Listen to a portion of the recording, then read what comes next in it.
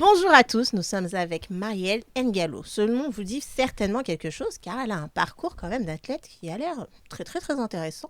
J'ai suivi, j'ai vu des choses et elle sort du travail, elle est venue en courant. Le 11 décembre prochain, vous allez pouvoir assister au Game of Cage et ça se déroule où?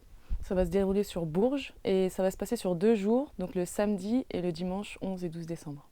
Super, je suis ravie en tout cas de te recevoir ici parce que tu es une femme qui a une organisation de MMA quand même. C'est pas rien, on peut le dire, hein. Je pense qu'on va se comprendre, hein. Il y a beaucoup d'hommes dans le MMA et c'est pas forcément évident tout le temps. Et David Vigilante nous a dit c'est la première femme du monde. David. Oui. Et donc moi j'ai envie de faire un petit clin d'œil quand même à Shannon Knapp, à Lou Dwyer également qui est promoteur aussi, à toutes ces femmes qui ont déjà marqué déjà l'histoire et maintenant on en a une en France aussi qui va nous faire quand même bien plaisir parce que c'est une organisation qui a une particularité. Est-ce qu'on peut en parler? Oui, bien sûr. Alors du coup, Game of Cage, j'avais décidé avec bien sûr David qui me soutient à côté, de monter cette organisation pour vraiment aider les combattants amateurs. Parce que c'est vrai que le MMA, c'est pas mon sport de prédilection, mais je regardais un peu ça de loin et j'avais déjà organisé des compétitions auparavant, mais plus dans mon domaine, donc le jiu-jitsu brésilien. Et quand j'ai vu l'arrivée du MMA en France, mais je vois qu'on met énormément la lumière sur les combattants pros, je me suis dit, bon, il y a quelque chose à faire, il faut vraiment aider les amateurs parce qu'il y en a énormément en France. Le jiu-jitsu brésilien, c'est vraiment en train de monter de manière générale, j'ai vu dans le monde. Donc je me suis dit, vu que c'est la passerelle un peu pour aller dans le MMA, autant foncer et essayer de monter cette organisation pour aider les amateurs. Donc vraiment tout prendre en charge, leur montrer que même à leur niveau, on peut être des professionnels. C'est-à-dire? En fait, ce que j'ai remarqué, c'est que, parce que du coup, j'ai pu assister à énormément de combats de MMA dans certaines organisations, et je trouve que, en fait, c'est dur de se faire un nom quand on commence. Moi, je suis combattante de MMA, de ce que je vois. Je commence dans, je sais pas, des disciplines en particulier, donc ou du striking, ou du JB, ou de la lutte, et je me dis, je suis à leur place, comment je peux faire pour essayer de monter en haut niveau, donc en pro. Je vais essayer de faire des combats pour essayer de me faire repérer, mais en tant qu'amateur, c'est vrai que en fait, on passe de plutôt de rien à tout d'un coup. On va faire des petits combats, on va monter en palmarès, et à partir d'un certain palmarès, de ce que j'ai vu, on passe en pro. Et moi, ce que je voudrais, c'est vraiment une organisation qui fasse cette transition. Voilà, tu as fait ton palmarès dans plusieurs types de combats qui n'étaient peut-être pas forcément du MMA, mais ça t'a fait monter en expérience. Game of Catch te propose toute la structure de combat professionnel, mais pour amateurs. Et ensuite, là, tu pourras passer pro et du coup construire ta carrière. Plutôt que de passer du combattant entre guillemets lambda à pro et entre guillemets peut-être ou pas, hein, te casser un peu la gueule. Parce que souvent, c'est ce que je vois, parce que j'ai pas mal d'amis qui sont passés en pro, qui ont été jetés comme ça. Et du coup, en général, ça s'est pas très bien passé. Donc on voulait vraiment faire cette transition pour les aider en fait. Ils ont été un peu traumatisés ou je sais pas, qu'est-ce qui t'a marqué en fait à ce point pour pouvoir créer cette organisation après? Bah, justement, quand je les ai regardés, je me suis dit, en fait, ils n'ont pas été traumatisés parce que quand on en parle aujourd'hui, ils continuent à combattre et à chaque fois, ils me disent non, mais on va se relancer dans le professionnel, ça va bien se passer. Ça leur a donné envie, ils ont vu ce que c'était, mais ça ne veut pas dire que le prochain combat qu'ils vont faire, ils vont forcément gagner. Donc c'est pour ça que moi, je voulais vraiment leur dire, bah non, venez chez Game of Cage, entraînez-vous, et ensuite allez-y. Parce que c'est vrai que c'est super dur. Je les ai vus, hein, franchement, le monde professionnel, c'est une arène où vraiment, là, on rigole plus, quoi. Et en France, c'est vrai que ça pardonne pas. Le MMA vient d'arriver, on est en train d'évoluer, mais du coup, comme on est dans cette évolution, on peut pas lancer les combattants, pour moi, dans le monde professionnel comme ça d'un coup. Il faut des compétitions partout en France. Là, on commence sur Bourges. Moi, j'aimerais bien ensuite développer ça par la suite en France, pour ensuite qu'ils puissent se lancer dans le monde professionnel. Et donc c'est un beau projet, puisqu'en plus, apparemment, ils vont gagner un peu de sous. C'est l'objectif. Je veux vraiment qu'ils soient traités comme des professionnels à leur niveau. Donc on a décidé de tout prendre en charge, de l'hôtel en fait, de leur arrivée jusqu'à leur départ. une prime, vraiment les traiter comme des professionnels.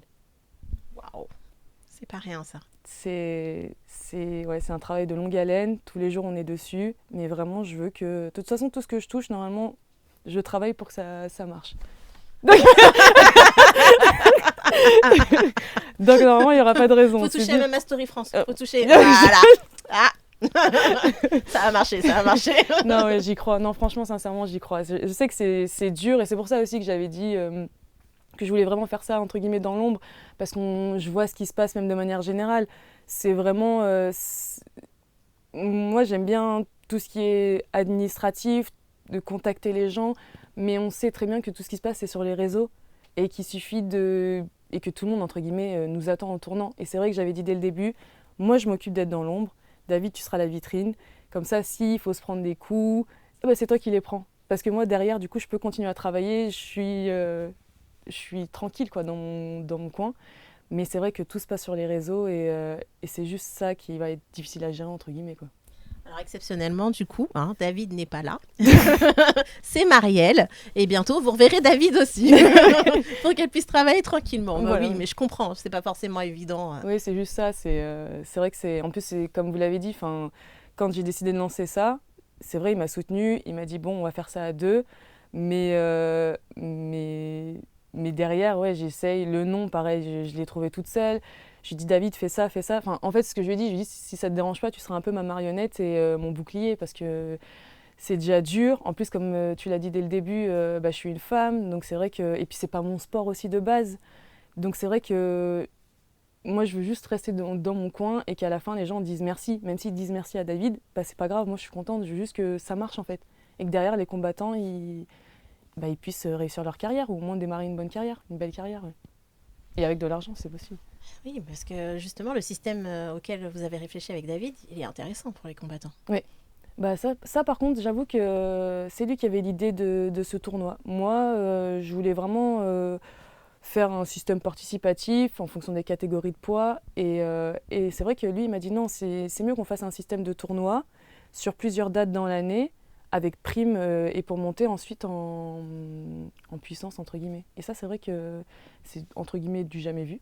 Et puis ça aide aussi les combattants, parce que du coup, il y a de plus en plus de demandes. Toujours du côté masculin, moi, ce que j'aimerais, c'est aussi développer le sport féminin. Mais ouais, non, c'est quelque chose qui m'a beaucoup plu. Je vais insister encore pour qu'on comprenne bien, en fait, ce que vous avez mis en place, en fait. Bien sûr. Donc le système, c'est je suis un combattant amateur avec un grade, avec le grade vert. Oui. Avec le grade vert, je participe du coup à votre organisation. Et comment je me fais des pépettes en fait. Moi j'y vais franchement, on y va franchement parce que c'est ce qui intéresse les combattants. Ouais. Alors aussi. Oui, aussi. Donc tu es un combattant, tu as un certain grade. Tu déposes en fait ta candidature. On a mis le lien sur l'Instagram de Game of Cage. Nous, bien sûr, on étudie parce qu'on ne peut pas non plus prendre... il y a quand même des enjeux derrière. On étudie ta candidature, on l'accepte, on te fait un contrat. Donc avec tout type... avec ton financement dessus, on te paye tout. Ton arrivée, ton départ, ton hôtel. Du coup, suivant ta catégorie de poids, on te propose un adversaire. Tu acceptes ou non. Ensuite, tu es prise en charge sur place et donc tu combats pour l'instant une prime et par la suite, après, on va commencer à faire des systèmes de ceinture et tout ça. Donc voilà, si je suis un combattant amateur, voilà le parcours qu'on te propose. D'accord. Et est-ce qu'on a la possibilité d'aller combattre ailleurs ? Oui. D'accord. Alors non, nous, oui, non, c'est vraiment ce qu'on essaie d'appuyer depuis le début. Nous, notre but, c'est vraiment que le combattant crée sa carrière et ensuite, je l'espère, aille à l'UFC en disant oui, j'ai commencé avec eux.